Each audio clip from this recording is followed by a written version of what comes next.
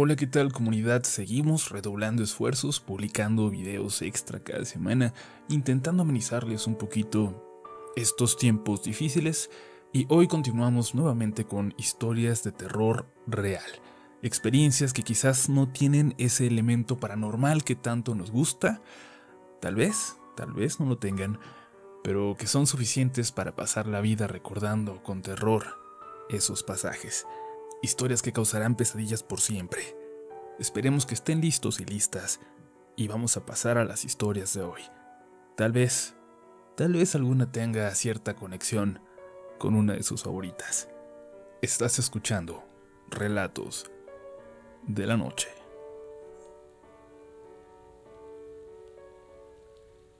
Mi historia es más bien traumática. Me llevó unos años poder sacarla eventualmente con un psicólogo que me asignaron en la escuela. Sin embargo, he llegado al punto en el que me siento segura de poder compartirla con más gente. Cuando era una niña de 8 años y mi hermana tenía apenas 4, mi mamá tuvo un problema legal por seguir siempre al novio que tenía en aquel entonces. Le dieron 8 años de prisión, que al final se recortaron por buena conducta y desde que salió fue una persona distinta. Sin embargo, mientras estuvo dentro, nosotras vivimos un periodo bastante difícil, rondando de familiar en familiar, porque a pesar de que éramos bien portadas, por alguna razón nadie quería tenernos por mucho tiempo. Nadie quería tener 2 bocas más que alimentar. Pero lo peor lo vivimos en aquellos meses con la tía Elena. Desde el principio hasta cómo terminó. Ella era una persona muy fea, por dentro y por fuera. Era muy alta y tenía una gordura que rozaba con la obesidad mórbida, y eso no lo digo como algo malo. Mi hermana, por ejemplo, siempre fue gordita, pero lo señalo porque era una persona sumamente fuerte, que de un manotazo buscaba siempre arreglar nuestros malentendidos. A mi hermana nunca le pegaba. Yo le dije que no lo hiciera, que si tenía que hacerlo me pegara a mí. Sin embargo, a mi hermana incluso le daba más miedo que me pegaran a mí por su culpa. Fue un infierno, la verdad, y algo que no le deseo a nadie. La casa donde estábamos era muy grande, de 2 pisos y varias habitaciones, aunque estaba en una zona muy fea. Era una colina en la que ni siquiera había calles para entrar, solo se podía llegar por senderos. El resto de casas alrededor eran bastante pobres, y para llegar a la de mi tía, había que pasar por un pasillo completamente oscuro que terminaba en su entrada.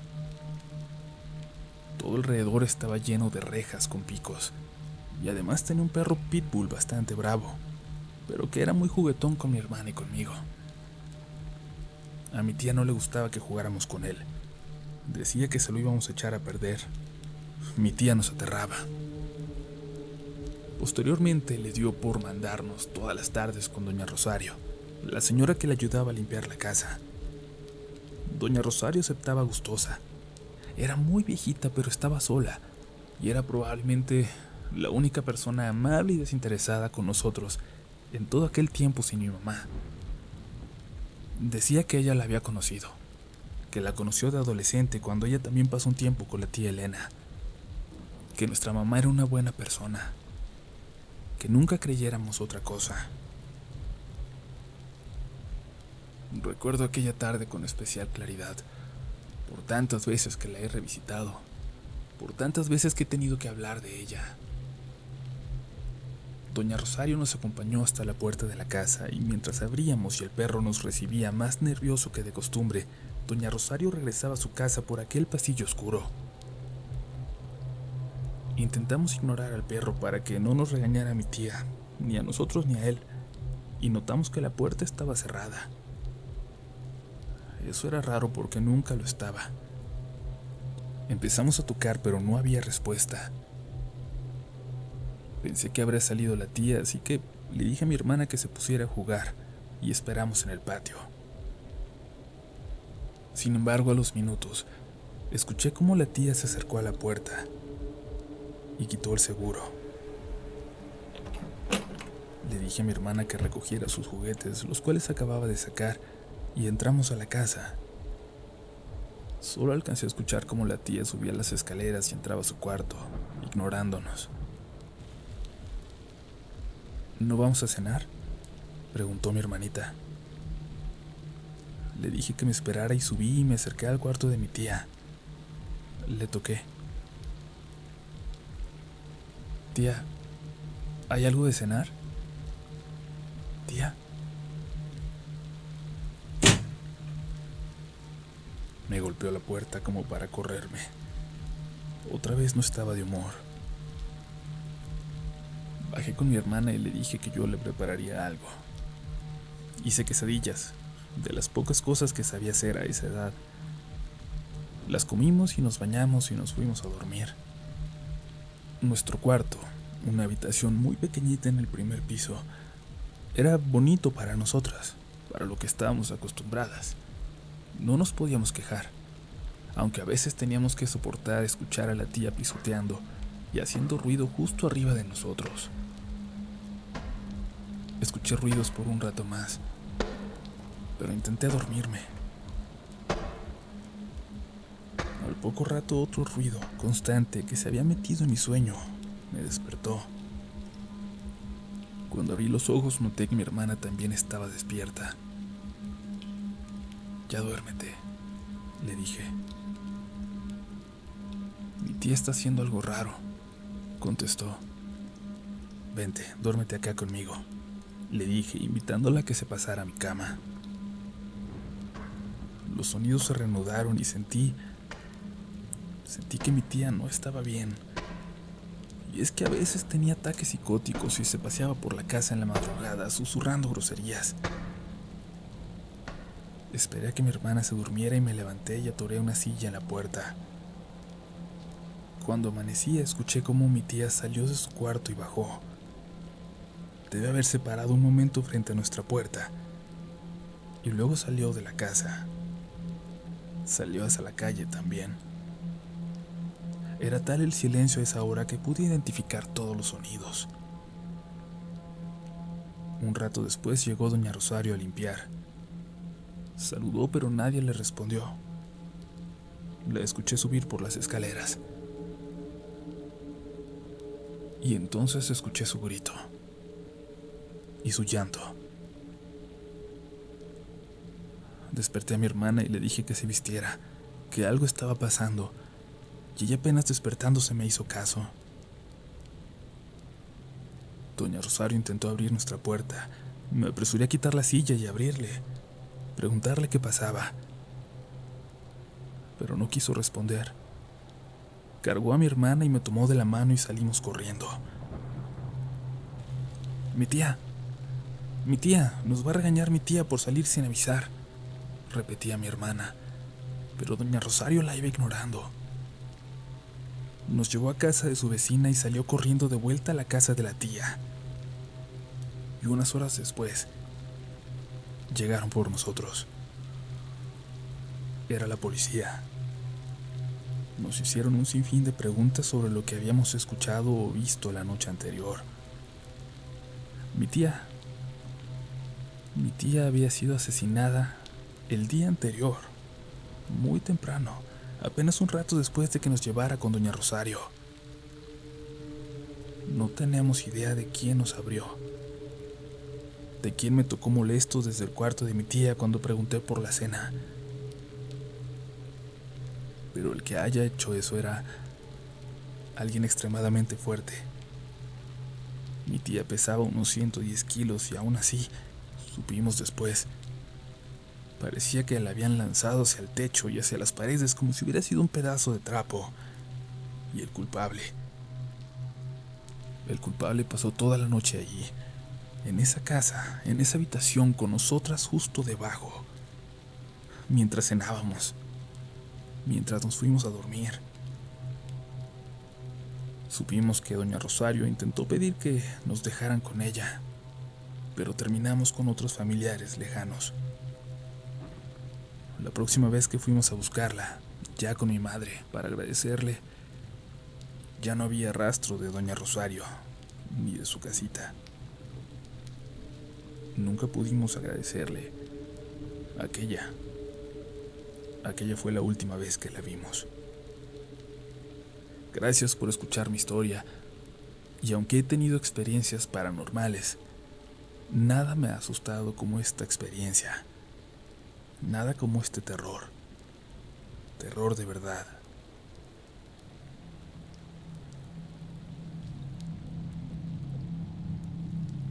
Quiero compartir con ustedes esta historia, aunque siento que en el fondo tal vez no haya nada sobrenatural. Creo que podría interesarles porque sucede en una colonia que es famosa en este canal por una de las historias más populares, aquella que aseguraba que de noche la recorrían unas monjas de negro en busca de niños perdidos. Y aunque yo no era un niño, esto también ocurrió a principios de los 90. Yo no vivía en esta colonia, pero ahí vivía mi novia, Cintia. Ambos íbamos en la secundaria 21 y yo vivía en la colonia El Lago, un poco más cerca que ella. Cuando entramos a la prepa nos tocó ir a distintas escuelas y era mucho más difícil continuar, pero hacía un esfuerzo por ir a verla cada que salía de ayudarle a mi papá en su taller. Una de esas veces, sus papás se tuvieron que ir al funeral de un amigo de la infancia de la mamá o algo así. El punto es que la dejaron sola. Éramos unos jóvenes, evidentemente me invitó y yo le dije a mi papá que me tenía que quedar tarde con un amigo para terminar una tarea, que era muy importante. Mi papá y yo vivíamos solos, pero era muy aprensivo conmigo. Pero al final, por ser algo de la escuela, me dejó ir, e incluso me dejó salir antes del taller. Y yo salí volando a casa de mi novia.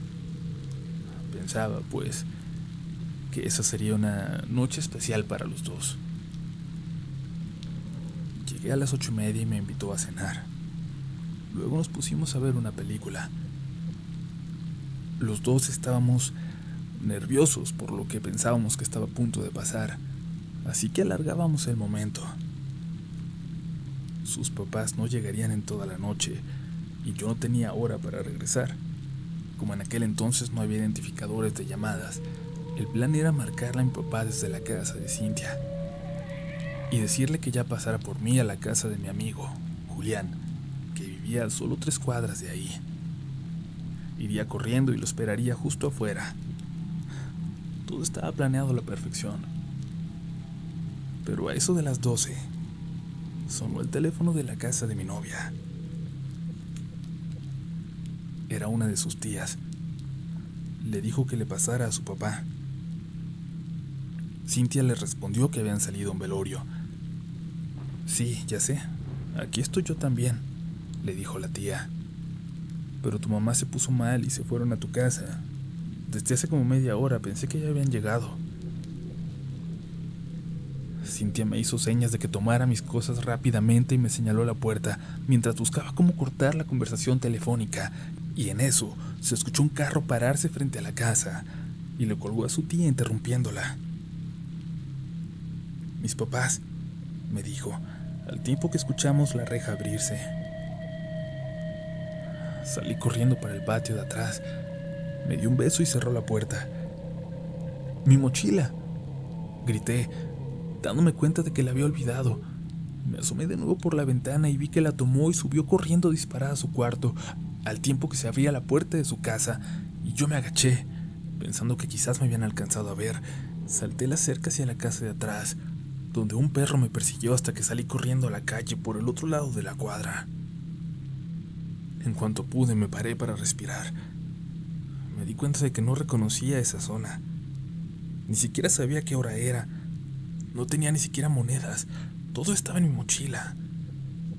Tendría que caminar desde ahí hasta mi colonia. Y eso implicaba caminar por ahí, por el Guaycura, que no era la zona más amigable del mundo.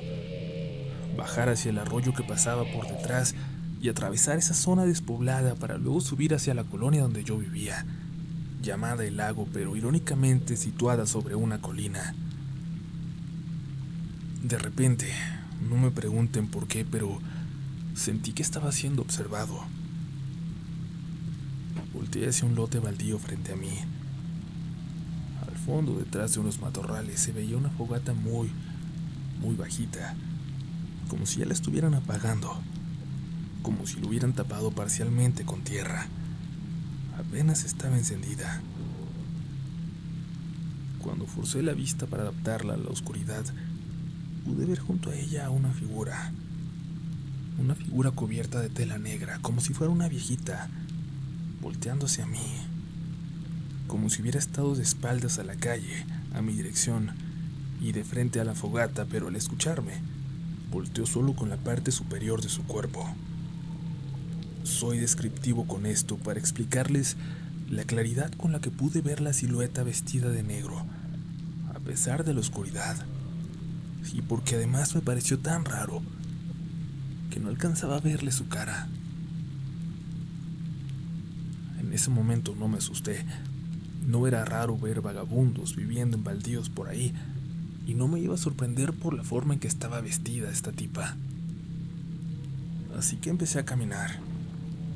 Pero algo me hizo voltear de nuevo justo al pasar por enfrente de este terreno baldío, como si fuera mi instinto de supervivencia echándose a andar. Ya no había nadie junto a la fogata, ni alrededor, ni rastros de nadie cerca de ese baldío. Quise pensar que se había asustado al verme y se escondió, pero el pulso se me aceleraba, sin que yo lo pudiera evitar. Aunque había lámparas en la calle, sentía que todo estaba muy oscuro alrededor de mí. Sentía que alguien caminaba detrás. Al menos todo estaba tan solitario que dejé de temer porque algún cholo o algún malandro me quisiera asaltar y me quitara los tenis, lo único de valor que ya llevaba. Pero me comenzaba a incomodar demasiado esa soledad. Cualquier persona que haya pasado por esta colonia en aquellos tiempos podrá respaldarme si digo que parecía que era una colonia fantasma de madrugada. Y entonces me acerqué a esa bajada tan empinada, la de la iglesia, y a mi lado derecho la podía ver. No me pareció tan aterradora, ni nada parecido, pero claro, en aquel momento no sabía de las cosas que pasaban alrededor. Y caminé un poco más, y en la esquina había una camioneta estacionada. Y luego, como una figura negra, se ocultó rápidamente detrás de ella cuando notó que yo miraba en esa dirección. No podía ser la misma persona que había visto antes en el baldío. No era posible que hubiera corrido más rápido que yo, que se me hubiera adelantado tanto y me estuviera esperando ahí. Pero sí parecía hacerlo. Estaba vestida exactamente igual. Empecé a correr por esa bajada tan rápido como podía, y la pendiente era tremenda. Me dolían las rodillas y a cada paso sentía que me iba a caer de boca, pero al final lo logré. Bajé y empecé a correr hacia la oscuridad, hacia el despoblado. Eran unos 150 metros de oscuridad total para atravesar el arroyo, y luego más adelante ya se podían ver algunas lámparas al lado de la carretera desierta a esa hora. De unos cientos de metros más, subiendo la colina, en cuya cima estaba la entrada a mi colonia. Si podía llegar hasta ahí, prácticamente me habría salvado. «Vamos, corre, corre», me decía a mí mismo, sobre todo al atravesar la zona oscura. Volteé. En aquella bajada que venía de la iglesia a mis espaldas, vi claramente a esta figura de negro, como si estuviera cubierta de la cabeza a los pies, que corría hacia mí a toda velocidad lanzando este horrible chillido. Venía por mí. No tenía dudas. Y aunque le llevaba unos 100 metros de ventaja, nunca me había sentido tan asustado. Empecé a correr, a subir hacia mi colonia por aquella carretera, y sentía que las piernas se me empezaban a doblar. Empezaba a dejar de sentirlas. No volteaba. No quería perder el tiempo, pero sabía perfectamente que seguía corriendo detrás de mí. Cuando me acercaba hacia la desviación a mi colonia, unas luces me encandilaron. Se dirigían hacia mí y frenaron a mi lado. Era mi papá. «Me habló tu novia», Me dijo que te habías venido caminando porque se le descompuso el teléfono a tu amigo, pero que en cuanto pudieron fueron a avisarle a ella para que me hablara y viniera a encontrarte. Me dijo, mientras me abría la puerta para que me subiera. Cynthia, me salvaste la vida. Siempre tienes una solución, pensé. Mi papá se dio la vuelta y antes de que pudiera recuperar el aliento para platicarle, para decirle que alguien venía detrás de mí, una figura se puso delante de nosotros en medio de la carretera.